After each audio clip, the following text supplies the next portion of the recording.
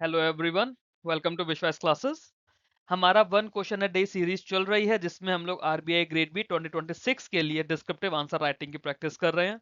Step by step learning हम लोग इसके अंदर कर रहे हैं। हमारे पास एक क्वेश्चन आता है, उस क्वेश्चन को उसके स्टेप्स के थ्रू समझने की कोशिश करते हैं एक एल्गोरिदम फॉर्म में कि हमें क्या क्या सोचना है क्वेश्चन लिखते समय, क्वेश्चन देखते समय आंसर के लिए क्या सोचना है, क्या स्टेप्स उसके होने चाहिए, वो समझने की कोशिश करते हैं। और उसके बाद हम लोग एक प्रॉपर फुली फ्रेम्ड 600 वर्ड का आंसर इसके अंदर कर रहे हैं जो आपके 15 मार्क के क्वेश्चन के लिए सुटेबल होता है।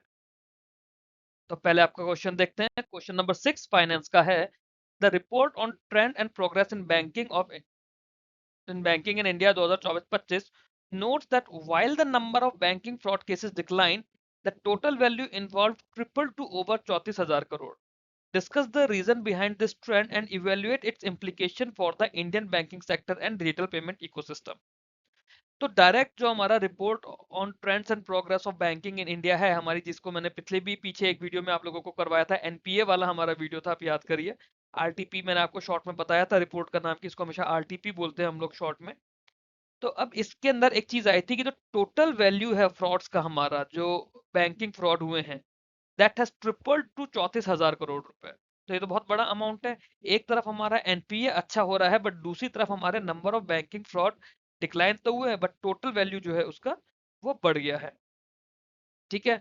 तो अब हमें उस पर बात करनी है कि ये क्यों बढ़ा है ट्रेंड और इसके क्या इंप्लीकेशन है इंडियन बैंकिंग सेक्टर और डिजिटल पेमेंट इकोसिस्टम का। क्लियर क्वेश्चन हमें समझ आया? ठीक है। ये आपका ऑब्जेक्टिव का भी पार्ट है। अगर डायरेक्ट वन वर्ड लाइन का आंसर आपके प्री में भी आ जाता है कि आरटीपी के बेसिस पे कितना अमाउंट हो गया है फ्रॉड्स का, तो 34,000 करोड़ रुपए हो गया है। ओके। तो सबसे पहले हम की ऑब्जर्वेशन बताएंगे रिपोर्ट से, है ना, रिगार्डिंग द बैंकिंग फ्रॉड्स और उसका relevance in the era of rapid digitalisation. फिर हम लोग बताएंगे कि कैसे हम लोग हाई वैल्यू फ्रॉड से शिफ्ट हुए हैं और ये सीरियस चैलेंज है डिस्पाइट ओवरऑल सेक्टर रेजिलियंस, है ना। वॉल्यूम जो हुआ है हमारा, वॉल्यूम जो हाई वैल्यू फ्रॉड्स का वो तो मतलब हमारा कम हुआ है, बट जो अमाउंट है वो बढ़ गया है। की ट्रेंड्स और हाईलाइट बताएंगे, की ट्रेंड्स और डेटा के बारे में बात करेंगे सेकंड स्टेप में हम लोग। इसमें हम लोग क्या बात कर रहे हैं, we highlight that the number of fraud cases decline, but जो अमाउंट है it has surge to 34,771 crore in 2024-25। इसमें कार्ड और इंटरनेट फ्रॉड जो है, this accounted for 66.8% of cases, while public sector banks ने 70.7% ऑफ द वैल्यू इम्पैक्ट है। ठीक है। फिर हम इसका रीजन बताएंगे कि ये ट्रेंड जो है इसका रीजन क्या है। कि जैसे rapid growth in digital payments है, सोफिस्टिकेटेड साइबर टेक्निक्स है जैसे phishing, mule accounts, AI driven attacks, weak customer awareness और थर्ड पार्टी वल्नरेबिलिटीज। बट इस सब के साथ में बैंकिंग सेक्टर पे इसका क्या इम्प्लीफिकेशन आएगा, बैंकिंग सेक्टर पे क्या इसका इफेक्ट आएगा, कि it will do the reputational damage, हम उसको थोड़ा एनालाइज करेंगे। Increase provisioning and operation cost, erosion of customer trust, potential systemic risk अगर हाई वैल्यू फ्रॉड ज्यादा हो जाते हैं तो। अब इसमें हमारा रेगुलेटर आरबीआई क्या कर रहा है, आरबीआई के मेजर्स के बारे में बताएंगे, जैसे mandatory two factor authentication, mule hunter dot A I करके एक वेबसाइट लॉन्च करी है आरबीआई ने। Framework for responsible and ethical enablement of AI, free AI आया है। एनहेंस साइबर सिक्योरिटी गाइडलाइंस आई हैं। तो ये आरबीआई ने जो अलग अलग गाइडलाइंस दी है, हम उसकी भी बात करेंगे कि आरबीआई क्या क्या कर रहा है इसमें। फिर उसके बाद वे फॉरवर्ड और कंक्लूजन आएगा। हम स्ट्रॉन्गर मतलब हम एक स्ट्रॉन्गर कस्टमर एजुकेशन की बात करेंगे, एआई बेस्ड मॉनिटरिंग की बात करेंगे, पब्लिक प्राइवेट कोलैबोरेशन की बात करेंगे ताकि टेक्नोलॉजी भी ज्यादा बेटर वे में यूज कर पाए, और स्ट्रिक्टर थर्ड पार्टी ऑडिट्स, जो भी कंपनीज वगैरह हैं उनके सिस्टम्स का थर्ड पार्टी ऑडिट होना चाहिए और काफी स्ट्रिक्ट ऑडिट होना चाहिए। ये हमारा वे फॉरवर्ड होना चाहिए। और कंक्लूड करेंगे कि हाई वैल्यू फ्रॉड जो है क्रिटिकल है in sustaining trust and growth of India digital banking and payment ecosystem. Step समझ आए? इसी के अंदर काफी कुछ मैंने आप लोगों को बता दिया, काफी सारी चीजें रिपोर्ट की आपकी इसमें कवर हो जाएंगी। जैसे रिपोर्ट के अंदर ही ये चीज मेंशन है कि कार्ड और इंटरनेट फ्रॉड जो है वो 66.8% ऑफ द केसेस हैं। पब्लिक सेक्टर्स के पास, जो पब्लिक सेक्टर बैंक्स हैं उनके पास 70.7% वैल्यू इम्पैक्ट उन्हें फेस करना पड़ा है इसका, है ना। अब आरबीआई ने mule hunter dot A I roll out करा हुआ है। आरबीआई का फ्रेमवर्क है फ्री एआई।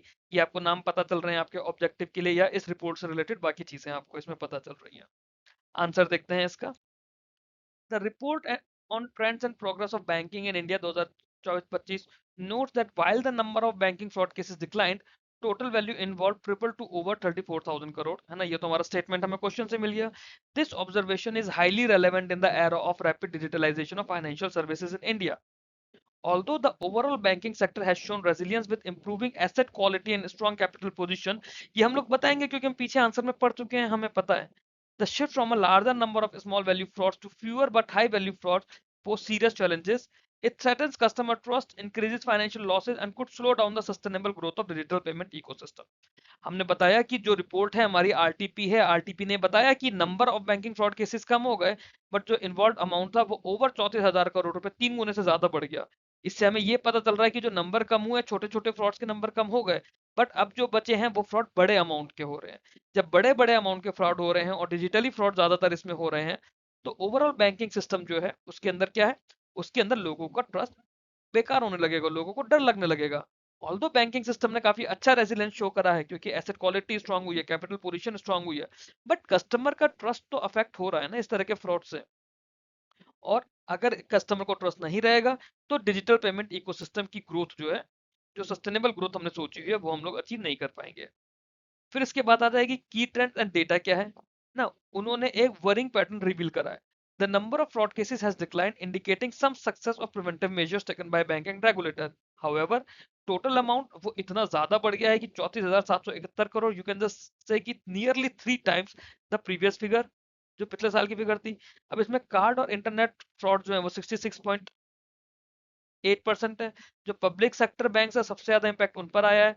जो टोटल वैल्यू ऑफ फ्रॉड्स है उसकी 70.7% वैल्यू पब्लिक सेक्टर बैंक के पास गई है, वाइल प्राइवेट सेक्टर बैंक के पास भी जो है ज्यादा हुआ है ना. They also reported rising high value incidents. इस डेटा से हमें क्लियरली ये पता चलता है कि फ्रीक्वेंसी भले ही रिड्यूस हो गई हो, बट सीवियरिटी और फाइनेंशियल डैमेज जो है इंडिविजुअल केसेस से वो बहुत ज्यादा बढ़ गया है. भाई पहले ये मानो कि पहले अगर 10,000 रुपए, या पहले मान लो कि पहले 100 रुपए का नुकसान हुआ था, 100 ना 10 लोगों का, ठीक है 10 लोगों को नुकसान हुआ तो सबका 10-10 रुपए का से ऑन एन एवरेज, बट अब क्या हो गया, 3 गुने से ज्यादा बढ़ गया, तो 300 रुपए का नुकसान बढ़ गया. और मे बी 10 लोगों का ना कि वो नुकसान 3 ही लोगों में रह गया. तो ओवरऑल जो जो भी बंदा इम्पैक्ट हो रहा है वो तो बहुत बड़े लेवल पर इम्पैक्ट हुआ. वही हमने अभी यहाँ डेटा के थ्रू बताने की कोशिश की है. Several regions explain this emerging trend. क्या क्या? Explosive growth of digital payments, especially UPI, has vastly expanded the attack surface for criminals. With billions of transactions happening every month, new opportunities for or frauds have multiplied. Sophisticated cyber techniques को हम लोग यहाँ पे introduce करेंगे जो frauds वाले use करते हैं, जैसे fishing, wishing, SIM swapping and the use of mule accounts. ये बहुत ज्यादा कॉमन है, ऑर्गेनाइज्ड है. क्रिमिनल अब क्या करते हैं, अब एआई के थ्रू लेवरेज करने की कोशिश करते हैं, डीप फेक वॉइस बनाते हैं, टारगेटेड अटैक्स बनाते हैं, ऑटोमेटेड फ्रॉड अटेम्प्ट करते हैं. अब क्योंकि कस्टमर्स के पास अवेयरनेस की कमी आ रही है, वीक कस्टमर अवेयरनेस एक बहुत बड़ा गैप है, स्पेशली जो हमारे रूरल सेमी अर्बन एरियाज के या हमारे कुछ गलीबल वुमेन्स, कुछ गलीबल सीनियर सिटीजन हैं, वो लोग जब इसके इम्पैक्ट में आते हैं, वो हमारा एक बहुत बड़ा टारगेट हो जाता है कि वो लोग वल्नरेबल होते हैं. स्कैमर्स उन लोगों को ज्यादा टारगेट करने की कोशिश करते हैं, वो आपके फादर के नाम से कॉल करेंगे, आपके बेटे प्रॉब्लम में है उस नाम से कॉल करेंगे. Moreover, vulnerabilities in the third party fintech partnership, payment aggregators and inadequate oversight, इसके थ्रू भी large scale frauds हुए हैं.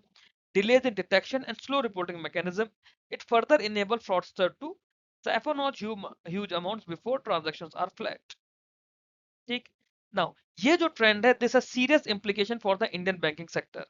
High value frauds cause significant reputational damage to the banks, making customer hesitant to fully trust and adopt digital channel. यहाँ पे हमने क्या बताया, यहाँ पे हमने बताने की कोशिश की कि किस तरह से जो ये हाई वैल्यू फ्रॉड्स हैं ये कस्टमर्स के ट्रस्ट को डिजिटल सेक्टर के लिए वीक कर रही हैं. Banks are force to increase provision for fraud cases. वो होता है जब फ्रॉड में लॉस हो रहा है तो बैंक को उसके अगेंस्ट प्रोविजन भी करना पड़ेगा. प्रोविजन करेगा तो क्या होगा, उनकी प्रॉफिटेबली अफेक्ट है ना, उनकी प्रॉफिट, सॉरी, उनकी प्रॉफिटेबिलिटी अफेक्ट होगी. आरओए और आरओई जो हम लोगों ने पढ़ा था, यहाँ पे सिर्फ रिटर्न ऑन एसेट्स लिखा है मैंने, बट आरओए आरओई हमने पढ़ा था ना एनपीए वाले वीडियो में, वो चीज अफेक्ट होगी. और इस सब में ऑपरेशनल कॉस्ट बढ़ेगी. ऑपरेशनल कॉस्ट क्यों, क्योंकि एडवांस सिक्योरिटी सिस्टम्स लगेंगे, है ना, कांस्टेंट मॉनिटरिंग होगी, इंश्योरेंस कवर्स होंगे. इरोजन होगा कस्टमर ट्रस्ट का, तो उसमें क्या होगा, जो ओवरऑल अडॉप्शन है डिजिटल बैंकिंग का वो वीक होने लग जाएगा. अगर हाई वैल्यू फ्रॉड्स कंटिन्यू होते रहे, अनचेक होते रहे, तो वो सिस्टमिक रिस्क में भी कन्वर्ट हो सकते हैं, जो कि फिर ओवरऑल पेमेंट स्ट्रक्चर की लिक्विडिटी को और कॉन्फिडेंस को अफेक्ट करेगा. For digital ecosystem, digital payment ecosystem, this could undermine the remarkable process made towards building a less cash economy. क्यों, क्योंकि अगर ये होते रहेंगे तो जो इतनी अच्छी इकोनॉमी हमारी बनती जा रही है कि ऑलमोस्ट डिजिटल होती जा रही है, वो हमारी खत्म होने लग जाएगी. अब इसमें आरबीआई ने काफी सारे मेजर्स लिए हैं, जैसे to factor authentication almost all है ना, अप्रैल 2026 से ऑलमोस्ट ऑल डिजिटल ट्रांजैक्शंस के लिए मैंडेटेड कर दिया गया हुआ है। इसको हमने करंट अफेयर्स में ऑलरेडी पढ़ा भी है। Mule hunter dot AI tool ये रोल आउट हुआ है ताकि म्यूल अकाउंट्स जो कि फ्रॉड्स में यूज हो रहे हैं उन्हें ब्लॉक किया जा सके, है ना। फ्री आरबीआई ने लॉन्च करा है framework for responsible and ethical enablement of AI, free AI launch करा है। It guides banks on the responsible use of AI. Cyber security guidelines को एनहेंस कर दिया गया है। रेगुलर स्ट्रेस टेस्टिंग का इकोसिस्टम बनाया गया है। ओवरसाइट करने की बात करिए थर्ड पार्टी वेंडर्स पे। ठीक है, तो इस तरह के इनिशिएटिव्स आरबीआई ने लिए हैं। फिर हमारा वे फॉरवर्ड आ जाता है जिसके अंदर हम लोग बात करते हैं कि हमें स्ट्रॉन्गर कस्टमर एजुकेशन की नीड है ना। स्ट्रॉन्गर कस्टमर एजुकेशन कैंपेन्स हमें चलाने पड़ेंगे रीजनल लैंग्वेजेस में भी, सो दैट हम उन लोगों को भी टारगेट कर पाए जिन्हें सिर्फ हिंदी इंग्लिश नहीं आती, कोई और लोकल लैंग्वेज आती है। क्योंकि हम लोग यहाँ पे ज्यादातर जो टारगेट करते हैं वो रूरल और सेमी अर्बन लोगों को टारगेट करेंगे। Real time AI based monitoring system implement करने की जरूरत है सारे बैंक्स में। ग्रेटर पब्लिक प्राइवेट कोलैबोरेशन होना चाहिए बिटवीन बैंक्स, फिनटेक कंपनीज और लॉ एनफोर्समेंट एजेंसीज को, सो दैट फ्रॉड डिटेक्शन और रेस्पॉन्स जो है उसे इंप्रूव किया जा सके। थर्ड पार्टी सर्विसेज के स्ट्रिक्ट ऑडिट्स होने चाहिए। फास्टर ग्रीवियंस रिड्रेसल मैकेनिज्म होना चाहिए। कंक्लूजन की बात करें तो जो शार्प राइज है in the value of the banking frauds despite a fall in their number. ये क्या बता रहा है, ये बता रहा है कि नए और इवॉल्विंग रिस्क आ रहे हैं इंडिया के डिजिटल फाइनेंशियल लैंडस्केप में। अब बैंकिंग सेक्टर ने रेजिलियंस तो शो करा है, बट ये जो हाई वैल्यू फ्रॉड्स है इन्हें भी एड्रेस करना उतना ही ज्यादा जरूरी है ताकि कस्टमर्स का ट्रस्ट बना रहे। कस्टमर्स का ट्रस्ट बना रहेगा तो डिजिटल बैंकिंग और डिजिटल पेमेंट सिस्टम हमारा सस्टेनेबली ग्रो करता रहेगा। कंटिन्यूअस विजिलेंस चाहिए, टेक्नोलॉजिकल अपग्रेड चाहिए और कोऑर्डिनेटेड एफर्ट्स चाहिए by RBI, bank and the government, so that हम इस तरह के चैलेंजेस को ओवरकम कर पाए आने वाले दिनों में इफेक्टिवली। ठीक है, यही करा वे फॉरवर्ड में हमने बताया कि हमें क्या क्या चाहिए, और कंक्लूजन में हमने बोल दिया कि जो राइजिंग फ्रॉड्स हैं वो किस तरह से हमारी इकोनॉमी को, डिजिटल पेमेंट इकोसिस्टम को अफेक्ट कर रहे हैं। हमें अपने आप को कैशलेस इकोनॉमी या लेस कैश इकोनॉमी तो बनाना ही है, तो उसके लिए डिजिटल पेमेंट इकोसिस्टम स्ट्रांग होना चाहिए। स्ट्रांग के साथ साथ उस पर लोगों का ट्रस्ट होना चाहिए। लोगों को यूज करना है डिजिटल पेमेंट इकोसिस्टम, अगर यूज नहीं करेंगे देन ट्रस्ट ही नहीं हो पाएगा कभी। कैश में फिर कैश रिलेटेड रिस्क तो है ही है कैश वाली इकोनॉमी में, तो वो चीजें अलग हो जाती हैं। आई होप आप लोगों को ये आंसर समझ आया होगा, और इसके थ्रू इस रिपोर्ट का ये पार्ट भी आप लोगों को समझ आया होगा। आप लोगों को अच्छा लगा हो वीडियो, आंसर अच्छा लगा हो, तो प्लीज वीडियो को लाइक करके चैनल को सब्सक्राइब कीजिए। मेरे टेलीग्राम ग्रुप्स हैं, अलग अलग टेलीग्राम चैनल्स हैं, आप लोग अपने एग्जाम रिक्वायरमेंट के अकॉर्डिंगली ज्वाइन कर सकते हैं। ये डेडिकेटेड चैनल और डेडिकेटेड ग्रुप है RBI grade B mains exam के लिए, इसको आप लोग जरूर ज्वाइन करिएगा। Thank for watching this video. Keep learning, keep growing.